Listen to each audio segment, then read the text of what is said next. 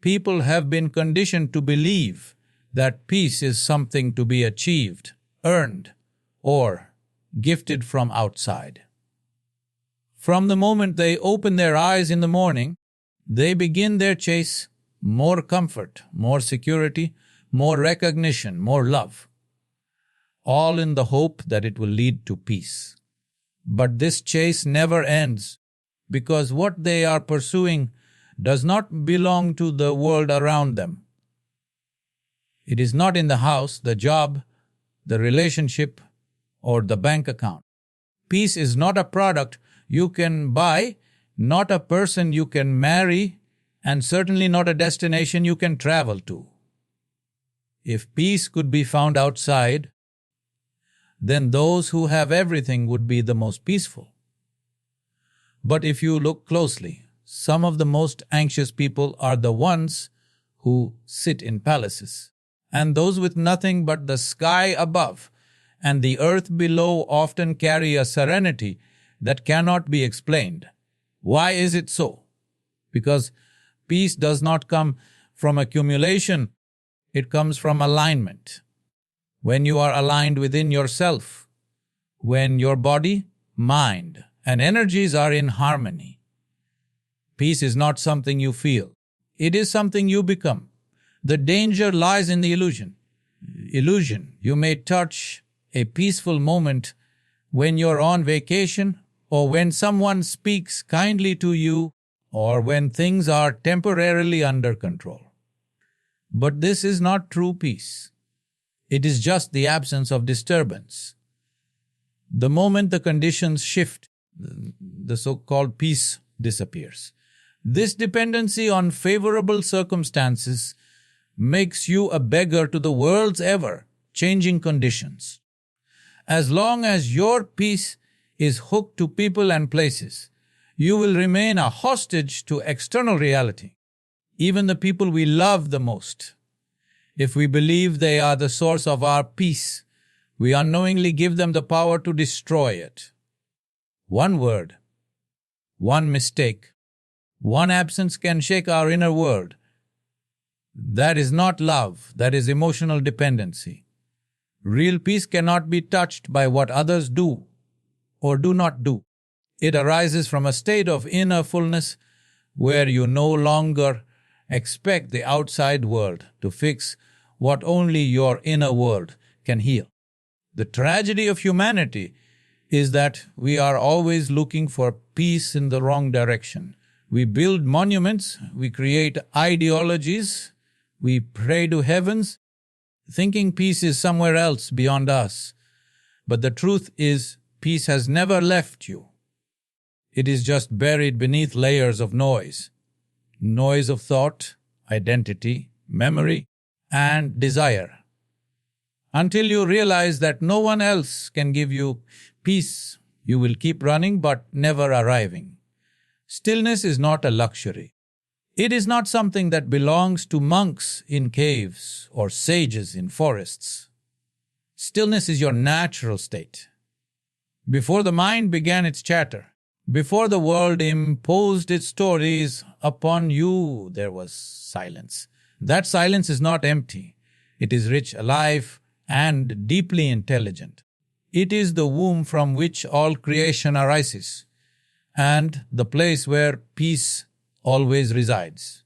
But instead of abiding in that stillness, you have become entangled in movement. Every thought, every emotion, every opinion keeps you spinning like a leaf caught in a storm. This inner turbulence does not come from life. It comes from your resistance to it. Life is just flowing, moment to moment, breath to breath. But your mind is stuck in yesterday and worried about tomorrow. It resists what is, and in doing so, it creates endless agitation.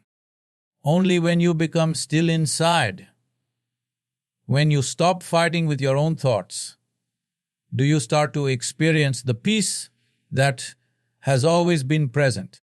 Not because the world has changed, but because you are no longer shaking with it. People confuse stillness with inaction or dullness.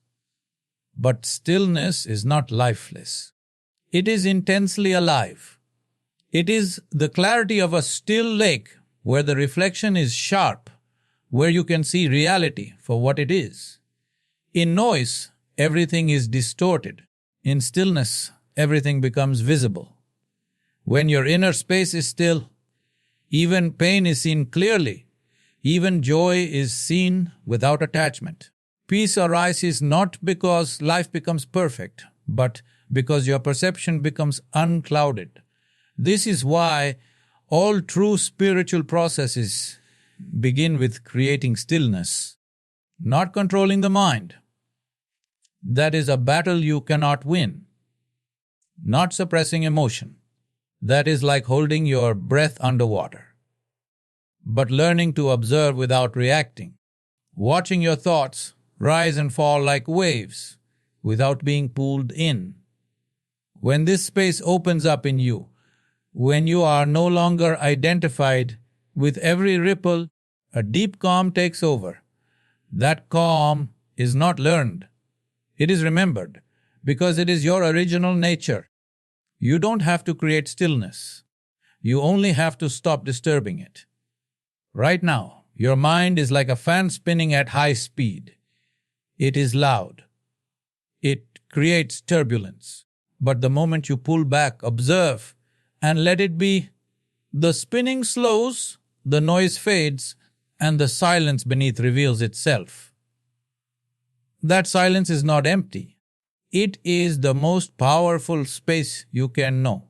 In that stillness, peace is not a visitor. It becomes the very air you breathe.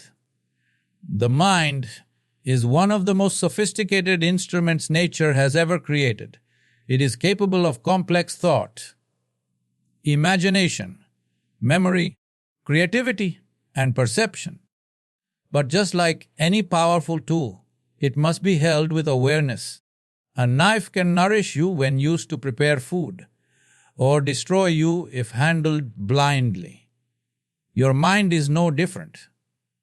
When you do not know how to hold it, when it moves without your permission, it does not work for you. It works against you. And in that constant, involuntary activity, peace becomes impossible. Most human beings are suffering not because of life, but because of the contents of their mind. They are haunted by thoughts they cannot stop, memories they cannot forget, and fears that haven't even happened yet. The body may be sitting here, but the mind is replaying a past argument or imagining a future failure. This compulsive movement becomes a torment. And the worst part is, they believe it is natural. But just because a pattern is common does not mean it is normal. An uncontrolled mind is a noisy place, and in noise peace cannot survive.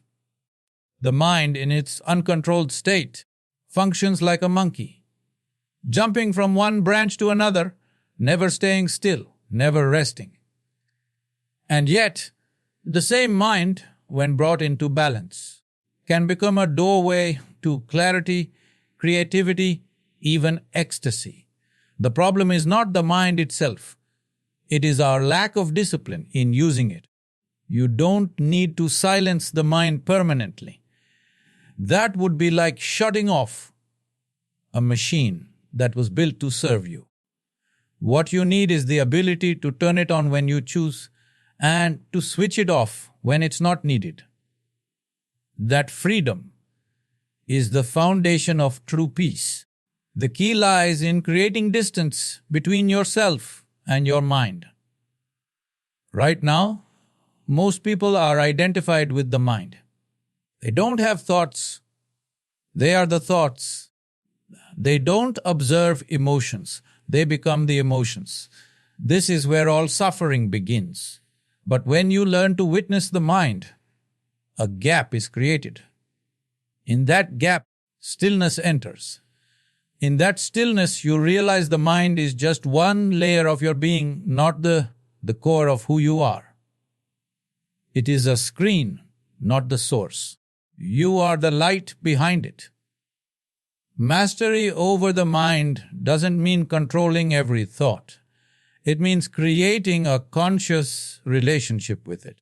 Just like you use your hands to do work and then rest them, the mind too must be used consciously and allowed to rest in silence. Once the mind learns its place, it no longer disturbs your inner space. It begins to serve, not sabotage. And when the mind serves you instead of dominating you, peace is no longer a fleeting experience. It becomes your natural state. From the moment a child is born, the world teaches him to look outward. What do you want to become? They ask. What will you achieve? From childhood to old age, the human mind is trained to believe that everything valuable lies outside: success, love, happiness, peace. So it's no surprise that most people go on an endless search through relationships, careers, travels, books, and rituals, trying to find something that was never lost, but simply forgotten within them. They chase external experiences, hoping one day they'll stumble upon peace. Like a lost coin in the grass, this constant outward pursuit becomes exhausting. You may build great fortunes, surround yourself with luxury, win applause and admiration, and yet, deep down, a quiet emptiness lingers. That emptiness is not because something is missing in the world. It is because something fundamental is missing in your perception. You have ignored the most intimate and powerful space available to you: your own interiority. People do not lack peace because the world is chaotic. They lack peace because they have not looked into themselves. It is a strange irony. What you seek is closer than your own breath, and yet you look for it in distant lands. You sit in noise and search for silence. You swim in shallow water, hoping to touch the ocean's depth. The treasure is not hidden, it is simply overlooked. The fragrance of peace is already within, but your senses are constantly distracted by the perfume of the world. So you forget that the source of your contentment, clarity, and stillness does not lie in what you collect, but in what you connect with, inside yourself. Why do people not look inward? Because it requires stillness. It requires honesty. Looking outward is easy. You can always blame something. Looking inward, you face yourself without filters. That can be uncomfortable, but it is also liberating. In turning inward, you don't escape the world. You learn to engage with it from a place of balance. The one who has found peace within does not run from the world. He walks through it like a silent flame, unmoved, unburnt, yet illuminating everything around. The true tragedy is not that people suffer, but that they suffer unnecessarily. They keep knocking on doors that cannot open. They ask the world to give them something it does not possess. The world can give you stimulation, sensation, even moments of joy. But sustained peace, that soft, undisturbed presence, it can only arise from your own depth. Until one becomes aware that they carry this treasure inside, they will continue begging for peace from the outside, not knowing they were born rich. When people think of silence, they often imagine a quiet room, a mountaintop, or the early hours before dawn. They believe silence is about escaping noise, about reducing the decibels around them. But true silence has very little to do with sound. You can sit in a soundproof room and still be in turmoil, or you can sit in the middle of a crowded marketplace and be untouched, perfectly still. Silence is not the absence of sound. It is the absence of mental noise. That endless commentary in your head, the constant judgments, comparisons, fears, and fantasies. This is the real noise that keeps peace away. Have you noticed that even when you're alone, your mind is rarely silent? It drags the past into the present, projects the future onto now, argues, defends, remembers, and imagines. It doesn't take a voice to make noise. Your thoughts can scream louder than a crowd. This mental chatter becomes so habitual that most people are not even aware it's happening. It becomes the background music of their lives, playing so constantly that they forget it isn't natural. They assume this inner disturbance is who they are, and that's where the real suffering begins. But silence is not something you create. It is something you fall into when you stop disturbing what already is. Like muddy water left undisturbed, clarity appears when the movement stops. In the same way, when you no longer cling to every thought that arises, when you no longer resist your emotions or constantly identify with them, a gap begins to emerge. In that gap, silence is revealed not as a state of doing nothing, but as a space of simply being. And in that space, peace is not a goal. It becomes the natural perfume of your presence. This silence is not dull or empty. It is immensely alive. It sharpens your senses, expands your perception, and deepens your connection with existence. In silence, life does not become less. It becomes more vivid, more aware, more profound. You don't lose anything in silence. You gain access to something deeper than thought can ever touch. People fear silence because they confuse it with loneliness. But silence is not the absence of connection. It is the gateway to the most authentic connection possible, connection with yourself and the very fabric of life. Learning to rest in silence is the foundation of all inner transformation. It is in this silence that clarity blooms, intuition awakens, and the boundaries of identity begin to dissolve. Once you have tasted this silence, external noise no longer holds power over you. You walk through the world without its weight pressing upon you. Because the real storm was never outside. It was within. And when that storm quiets, you don't have to seek peace. You realize you were never separate from it in the first place.